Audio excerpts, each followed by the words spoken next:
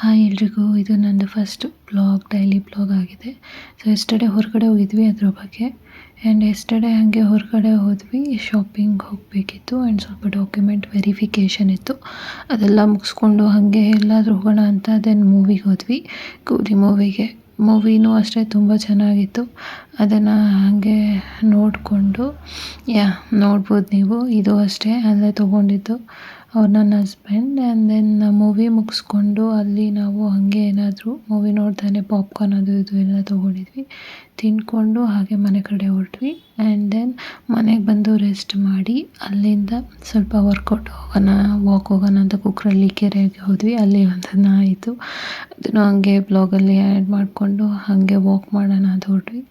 And walk ಮುಗಿಸ್ಕೊಂಡು ಹಾಗೆ ಅಲ್ಲಿ ಒಂದಷ್ಟು ವ್ಯೂಸ್ ಎಲ್ಲ ತುಂಬ ಚೆನ್ನಾಗಿರುತ್ತೆ. ದಟ್ಟು ಈವ್ನಿಂಗ್ ಟೈಮ್ ನೋಡಿಕೊಂಡು ಮನೆ ಕಡೆ ಹೊರಟ್ವಿ. Please subscribe to my channel.